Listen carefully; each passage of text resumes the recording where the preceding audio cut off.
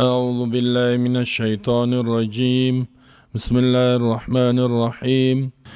الله لا إله إلا هو الحي القيوم لا تأخذه سنة ولا نوم له ما في السماوات وما في الأرض من ذا الذي يشفع عنده إلا بإذنه يعلم ما بين أيديهم وما خلفهم ولا يحيطون بشيء من علمه إلا بما شاء وسع كرسيه السماوات والأرض ولا يؤوده حفظهما وهو العلي العظيم. الله خاص الله ای تو ذاتی است لا اله که نیست حقدار عبادت و بندگی و اطاعت الا او مگر فقط الله است. فقط الله است که عبادت و اطاعت شود. الحی ای تو ذاتی است که همیشه زنده است باقی است مرگ به بالایش نمیاد زوال نمیاد. القیوم و مدبر و متصرف به بالای مخلوقات است به بالای هر کس قائم است تدبیر و تصرف و عمل میکنه. نظام کائنات فقط الله میچلانه دیگه کس نه. قیوم لا تأخذه ای تو ذاتی است که نمیگیره سنتون غفلت. سنه خوابی نمیگه که در سر میزنه ای تو کلگانشا غفلت نمیگیره الله ولا نوم و نه خواب میگیرش نه غفلت. چرا زیرا ماندگی که پا برش رخ نمیته. خواب غفلت یت ماندگی میه ما سی مانده میشیم خسته میشیم خواب ما میگیره چشمای ما کلیم ما گنگس میشه. الله ازی پاک است. الله اکبر. له ما فی السماوات ما فی الارض خاص در اختیار الله در ملکیت الله است در پادشاهی الله است ما تماما آنچه فی السماوات که در آسمانات چیزی که سیاره کهکشان هر چی که و ما فی الارض آنچه که در زمین انسان مخلوق است حیوان همه در اختیار الله همه مخلوق است همه مملوک همه بنده های الله است. هر چیز الله بخواه میتونه عمل انجام. هیچ کس در کائنات اختیار نداره غیر از الله. من ذا الذی یشفع عنده الا باذنه کیست و کسایی که شفاعت و سفارش کنه به نزد الله هیچ کس نیست الا باذنه مگر به اجازه الله. به اجازه حکم الله کسی را شفاعت نمیتونه. نه ملک میتونه شفاعت نه پیامبر میتونه نه عالم نه اولیاء الله و نه شهدا. هیچ کس الله اجازه بده میشه به اجازه نمیشه. رد شفاعت قهری شد. شفاعت به زور کسی نمیتونه کسی را بیا نجات بده. مثل که مشرکین عقیده داشت میگفت شفاعت به زور میشه. یعلم ما بین ایدیهم میفهمد الله علم داره با آنچه که پیش روی انسان است آنچه که پیش سرشان است. پیش رویشان دنیاست میفهمه پیش سرشان آخرت. بین ایدیهم گذشته را میفهمه علم داره.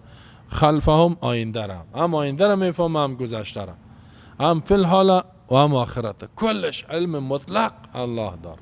مخلوقی تو علم ندار نه از گذشته نه از آینده. گذشته ها بسیار گپا شدن میال ما انسان ها نمیفهمیم. آینده هم چی میشه نمیفهمیم. ولا یحیطون بشیء من علمه الا بما شاء. این ترجمه تحت لفظی است. خب اول تحت لفظی باز توضیح میدیم. ولا یحیطون خب تحت لفظی هم قسمی باشه کسی بفهمه نه. ولا یحیطون احاطه کردن نمیتونن بشیء من علمی به هیچ چیز از علم الله. یعنی هیچ چیزی علم الله را گرفته نمیتونن احاطه گرفته نمیتونن. از معلومات الله چیزی را حاصل کردن نمیتونن الا مگر میتونن مخلوق به مو قدر و اندازه شاء که الله اراده کنه. چه قدری که الله بخواه مو علم به انسان میرسه از او زیاد نمیرسه. یعنی انسان کدام علمی که داره و هم از جانب کی است الله است. خود انسان نمیتونه. ولی تماما این علمی که تکنولوژی ساخت و طیاره ساختی ساخت او ساخت کامپیوتر ساخت در فضا رفت در مریخ رفت انسان میگه شما از کجا گپ میزنید انسان در مریخ رسید. در مریخ انسان نرسید. خب وسایل تقا داره اما هم از جانب الله علمش داده شده. خب علم الانسان ما لم یعلم سبحانك لا علم لنا الا ما علمتنا. ملائکه گفتند ملک علم نداریم مگر با ما اندازه که تو به ما بدی. الله داده او هم نعمت الله. امی تکنولوژی هم نعمت الله از جانب کافر نیست. یکم تا میگه ما باید ممنون احسانمند کافر باشیم. او کشف کرد او کشف الله برای از او علمش میته. خب اصل کشف مسلمان ها کده با پسان کافر ها کشف کده. امی بعضی هم تکنولوژی والا نمیفهمند که اولین کشف کی کده مسلمان کده کافر ها پسان کده. حال مسلمان ها را یا نمیمانند بیچاره را در بدر کده یک شده کلی دیگه زده رایس سر بالا کده نمیتونه که کشف کنه. او خب به فکر میشه، فکر کو الله بر میته بگو یا الله کشف چیزا به ما بده، میته. واسع کرسی و سماوات، واسع فراخ است، فرا گرفتگی است، رسیدگی است. کرسی الله السماوات و الارض، آسمانا و زمینه، آسمانا و زمینه کرسیش رسیده. کل آسمانا و زمین در تحت کرسی الله است. کرسی معنای چوکی الله. چوکی نه، چوکی یک چوکی ماست، یک الله. او بسیار فرق میکنه، او بسیار کلان است باید برتان میگه.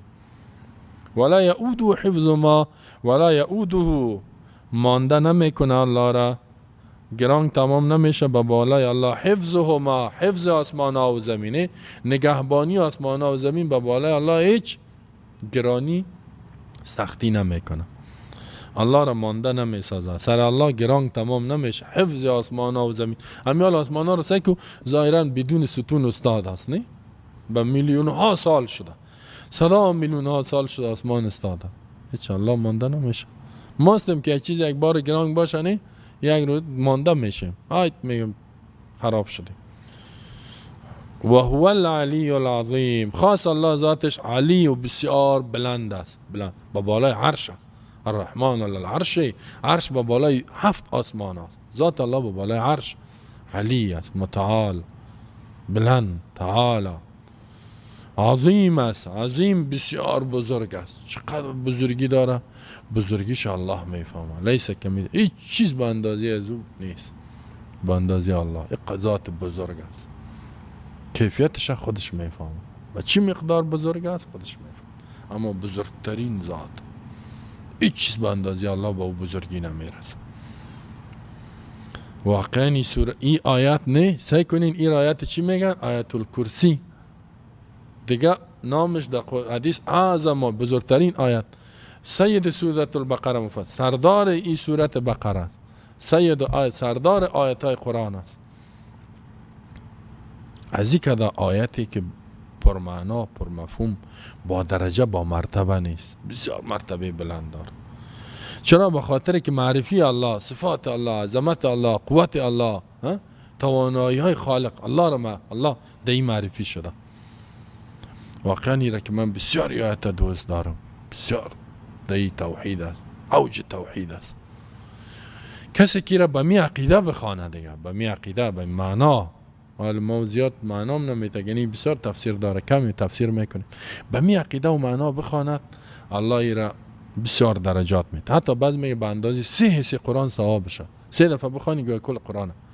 این نظر بعض مفسرین است، حدیث نیست.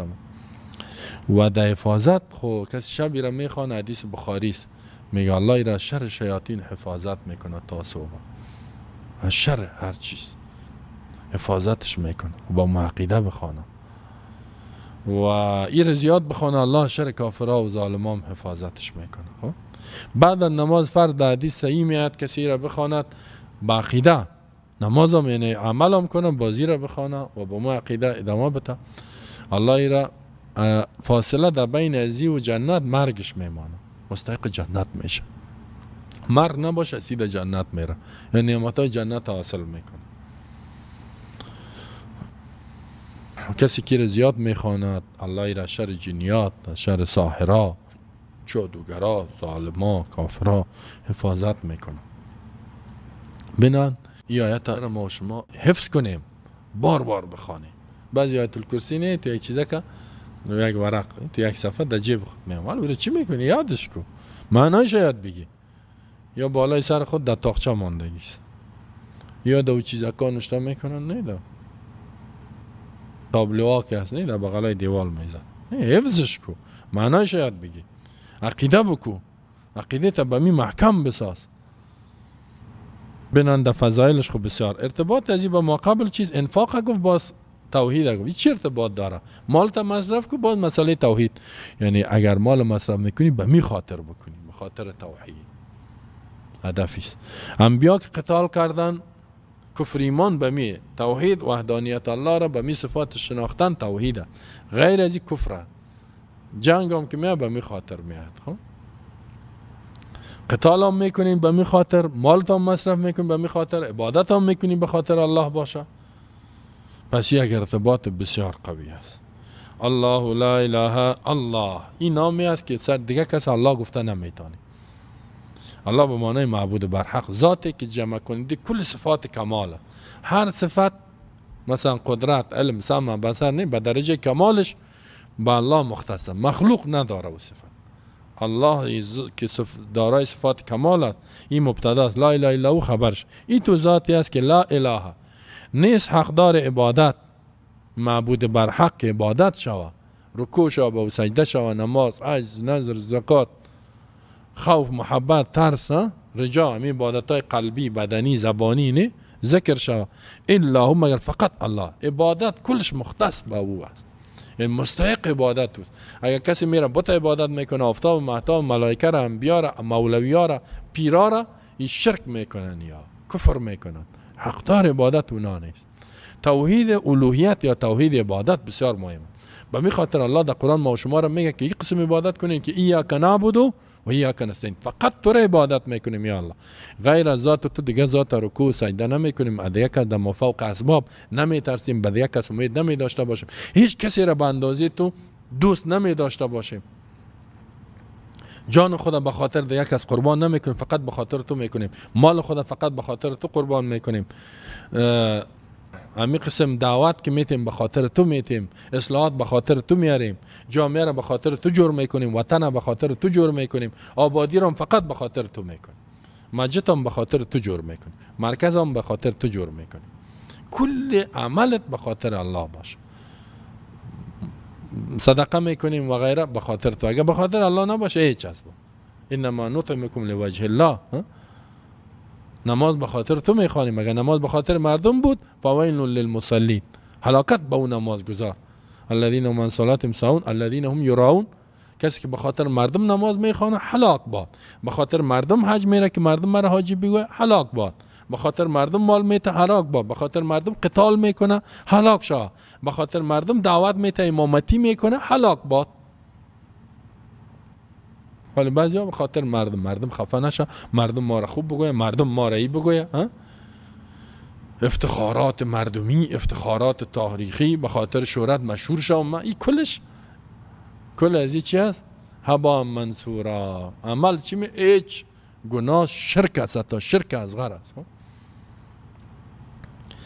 به خاطر الله. الله ذاتی است که حقدار عبادت نیست، فقط او. در لا اله الا هو دو تعهد است. غیر از ذات تو دیگه ذات را عبادت نمی کنیم، رکوع سجده عمل نمی. غیر از قانون تو دیگه قانون را اطاعت. الهی را میگه قانون گذار، حلال کننده و حلال کننده. الهی را میگه حاجت روا، مشکل کشا. غیر از الله دیگه کسی حاجت ما را، مشکل ما را حل کده نمیتونه. و یمسسک الله بدر فلا کاشف له الا هو.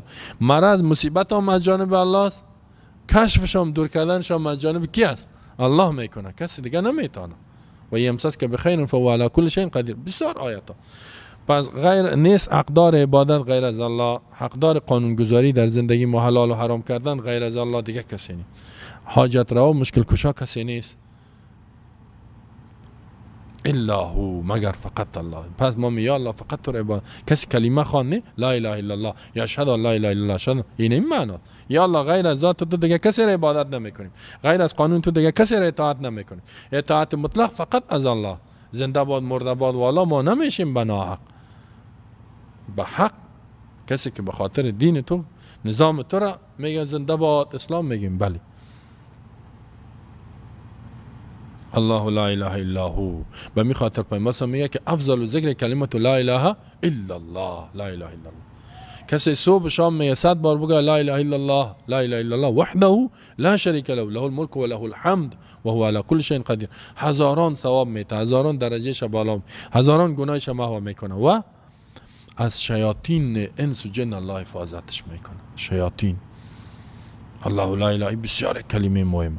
دیگه که بگویم ساعتها بگویم کم است. خب اما بین کی معنا را بفهمی. وقتی کلمه را که خواندی تو تعهد کردی با الله، پیمان کردی که یا الله دیگه کسی نکو، دیگه کسی را عبادت، دیگه کسی را حاجت روا نگو، دیگه کسی را قانون گذار نگو، دیگه کسی را فرمان روای تعیین نکو.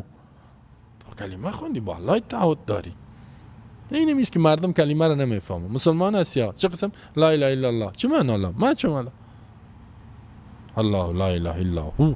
الحی عالی صفاته، یا الحی خبر دوم است یا خبر است مبتدا. هو الحی فقط ذاتی است. الله ای تو ذاتی است که معبودی در کائنات نیست که عبادت شود غیر از او. دیگه کل معبودای باطله. این دو امیال میگن 330 میلیون معبود داریم. خدا کلش هیچ یک معبود است که الله است، دیگه کسی نیست. نه نبی میتونه معبود اله شود، نه ملک میتونه، نه پیر میتونه، نه دیگه میتونه. الحی و همیشه زنده است. کلمه حی حتی این را جمله اسم اعظم گفته، حی و قیوم.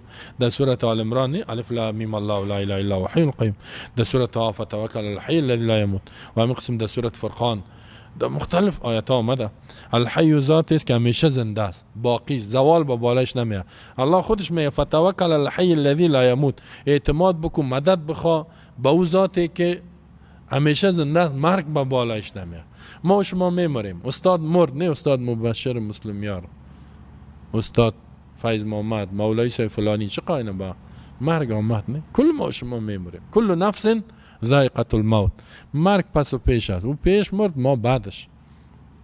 هر انسان میمره. ذاتی که باقی میمونه کل من علیها فان، کل چیزی که به بالای زمین کائنات فانی میشه. و یبقى وجه ربک ذو الجلال و ذات ربت، روی ربت که صاحب جلال و اکرام، او میمانه. دیگه الله به ما مرگ با عزت، مرگ بده که الله راضی بده، مرگ بده که الله درجات ما را بلند کنه. مرگ میاد، ذاتی که همیشه حی است واقعا. پس ما از کی مدد بخوایم؟ میگه از کی رزق بخوایم؟ از کافر میگه بخوا، از غرب. او چی است؟ او خود حفاظت کرده نمیتونه.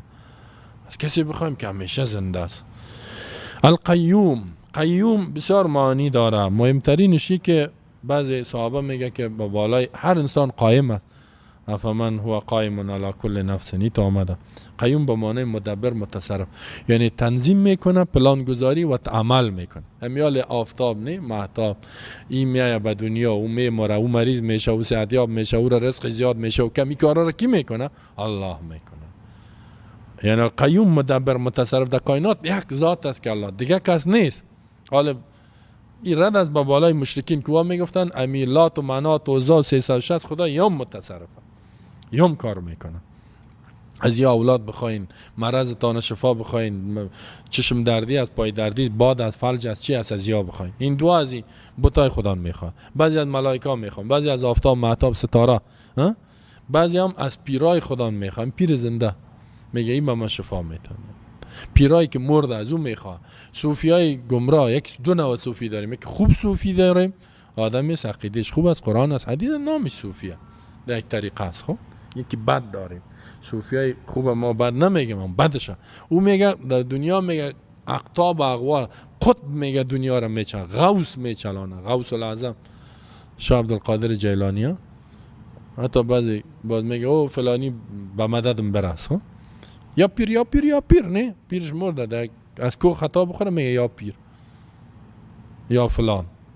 نه، قیوم ذاتی است که با بالای هر انسان قائم است، حفاظت میکنه، انسان تدبیر میکنه، نانش، رزقش، همه چیزش تصرف میکنه. در کائنات میاله مرض کی آورد؟ الله آورده، دیگه کس نآورده.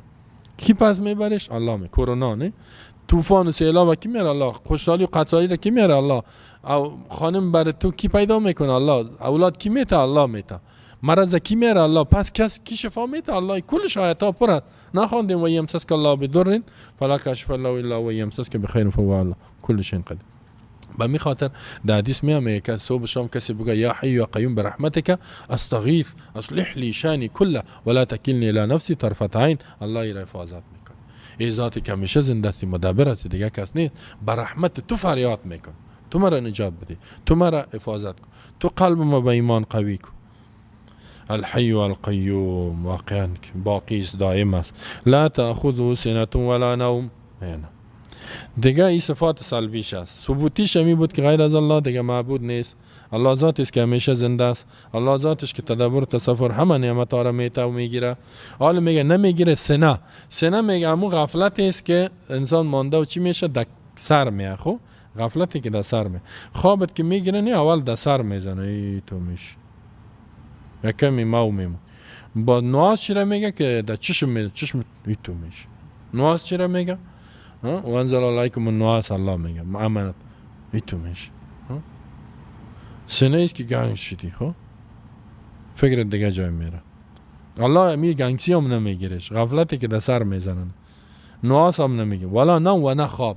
باز خواب چیز که کل امی اندام و حواس در دست میتی گران میشه، نمیشنوی نمیبینی. ام چی حال میشه حتی کسی اگه خواب عمیق بردن تو را از اینجا به پاکستان انتقال بتن نمیفهم، بدن تا ببرن چی کنن نمیفهمی. خب خواب الله را نه سینه میگیره نه خواب نه غفلتی.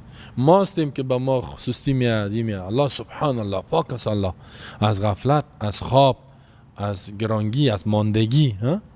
الله میگه که ما آسمان ها و زمین پیدا کردیم و ما مسنا من لغوب. در 6 روز آسمان ها و زمین پیدا کردیم، جورش کردیم، اما با ما هیچ کدام ماندگی نامد. ما شما کم کار کنیم مانده میشیم، دان مواز میمانه. این میشه که الله تو ذات است. خواب نمیگیرش، غفلت نمیگیرش، باید از این مدد بخوایم. له ما فی السماوات ما فی الارض. دیگه ای که خاص لا مسای کنین اینجا مجبور که مقدم شد مفید حصر میشه. خاص در اختیار الله است تماما. ما آمه تمام آنچه که در آسمان ها و زمینه، این باز تاکید که تمام آنچه که در آسمان ها و زمین است در ملکیت الله، در تحت فرمانش است، در تحت امرش است، در بنده هایش است، مخلوقش است. یعنی کسی در کائنات اختیار نداره. له ملک السماوات دیگه آیت ها میانی له ما فی السماوات و ما فی الارض. مثل دمو دعا میگم لا اله الا الله وحده لا شریک له الملک. ملک یعنی ملک آسمان ها و زمین، اختیار و پادشاهی آسمان ها و زمین در اختیار. این از این فهمیده میشه قطب و غوث در کائنات وجود نداره. یکم روایت های ضعیف است، این آیت ها رد میکنه که و اختیار داد تصرف. الله اختیار به کسی نمیده تصرف. یعنی ملائکه بسیار قوت داره، بدون حکم الله هیچ کار کده نمیده، هیچ کاری نه. اختیارات کائنات پیش الله. بینن متصرفین نگویم که فلانی اولیاء الله متصرف هستی تو میکنه، یا عاشقان عارفان میگن ضامن کابل هست. توبه کابل میگه اون میچلانه، اون بیچاره مرده، خود نان داده نمیتونه در زندگی خود، مرض از خود به مرض مرگ مرده، حالا میگی که از اون میری شفا میخوای. ابراهیم علیه السلام چی میگه؟ و اذا مرضت فهو یشفین. من که مریض شم، از ابراهیم که دیگه کسی اولیاء الله است، دوست خاص الله بود، میگه من مریض میشم شفا را الله میده. ابراهیم خود شفا دادن نمیتونست. این آدمی که با امت ابراهیم هم نمیره، هیچ تو بیا دیگه کسی شفا بده. من ذا الذی یشفع عنده الا باذنه. دیگه صفت چیست؟ مشرکین عقیده داشتن میگفتن خدای ما سفارش میکنه. در سوره یونس الله بیان میکنه و یعبدون من دون الله ما لا یضرهم ولا ينفعهم و یقولون هؤلاء شفعاؤنا عند الله. کسایی را عبادت میکنن که نه ضرر رسانده میتونه نه نفع، میگن این سفارش ما را میکنه، میگن به زور میکنه. یا نازدانای الله، در الله نازولی دی میگه، نازول است، نازدانه، زورمنده. الله میگه این نه، کسی سر من زور نداره، کسی پیش من نازدانه نیست، اختیار من ندادیم. کسی که شفاعت کند در قیامت عنده و بنزد الله، یعنی ملائک باشن بیا در روز قیامت، الا باذن، مگر به اجازه الله، بدون اجازه الله نمیکنه. کافر الله میگه فما تنفعهم شفاعت الشافعین. سفارش کننده فایده نمیرسانه. در آیات ها میگه ملائکه که ولا یشفعون الا لمن، شفاعت نمیکنه الا لمن یرضی، کسی که الله از او راضی شده باشه و الله اجازه بده. شفاعت و سفارش کسی نمیتونه. این میال در دنیا می کسی سفارشی وقتی میشه به تو بیاد در مشکلات دنیا که الله بخواد، الله نخواد سفارشی پیدا نمیشه. یعلم ما بین ایدیهم و ما خلفهم. دیگه علمش محیط است، غیر از این سعی کنین معبود بر حق است، همیشه زنده است، مدبر است، خواب یا نمیگیرش، اختیارات کائنات پیش است، شفاعت پیش الله مختص است. الله میگه که علمش هم محیط است. علم ما دیوال آمد چیزی را میشنویم میبینیم، چشم ما چقدر دید داره؟ محدود است. الله به همه چیز یعلم، علم دارد. آنچه که پیشروی ضمیر هم راجع به سوی ما فی السماوات، آنچه که پیشروی اهل آسمان ها و زمین و پشت سرشان به علم داره. ما بین ایدیهم دنیا، ما خلفهم به قیامت، چیزی حالات تیر میشه بعد از مرگ به علم داره. ما بین ایدیهم در گذشته چی بود، در آینده چی بود. ما در گذشته بسیار گپا سمیال تاریخ نمیفهمیم، ما باشه الله خبر داده باشه نداد. آینده چی میشه همیال ما تو نمیفهمیم که صبح چی کار میکنیم. هیچ انسان نمیفهم. مرگم میاد، یک ساعت بعد میمرم، زنده میمانم. بسیار جا ببینی اونم بسیار با یک اراده و آرزو میره گرم میزنش، یا انفجار میشه میمره، یا یک مرمی میاد، یا یک زلزله میاد، یا یک مرض میگیره، سرطان عاجل میمره در ظرف چند روز، یا سکته مغزی کرد، سکته چی کرد، قلبی کرد. الله به هر چیز علم داره. ولا یحیطون بشیء من علمه الا بما شاء. خودش علم داره به هر چیز. مخلوق هم الله میگه علم مخلوق از جانب ما. ولا یحیطون، احاطه کردن نمیتونه مخلوقات. احاطه چی معنا؟ فرا گرفتن نمیتونه مخلوقات کلش، انسان ها و ملائکه، بشیء من علمی، به هیچ چیزی از علم الله. علم به معنی معلومات، اضافت علم به سوی الله، اضافت مصدر به سوی مفعول است. یعنی از معلومات الله هیچ چیزی گرفتن نمیتونن الا بما شاء، مگر به اندازه که الله بخواد. به اندازه که الله بخواد. یا اگر از علمش اضافت به سوی فاعل باشد، یعنی اگر انبیا است الله واره علم میته،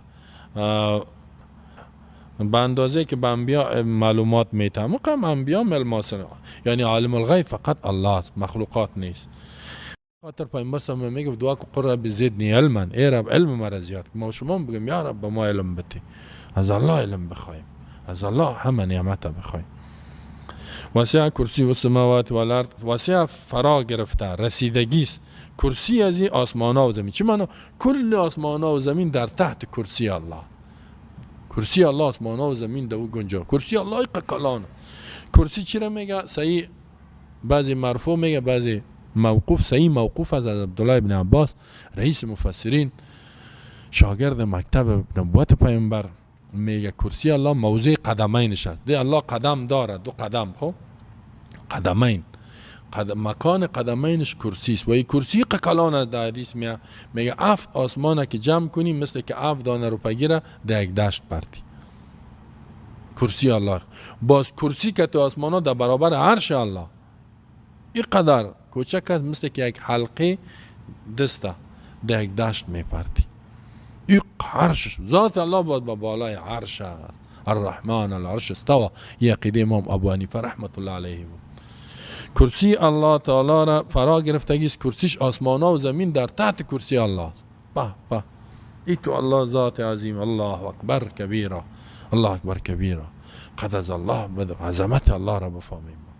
بعضیا کرسی را علم معنا کرده و بعضیا ملک و پادشاهی. نه این می ترجمه چی میگه؟ این کتاب تو به ما آوردی، ترجمه چی است؟ حضرت شاه امام شاه ولی الله محدث دیلوی، والله عالم خودش کده یک کده باشم اشتباه کده.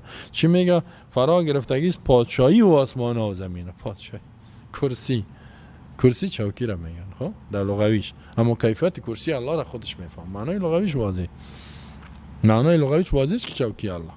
و به می خاطر عبدالله ابن عباس گفت این موضوع قدمینشه.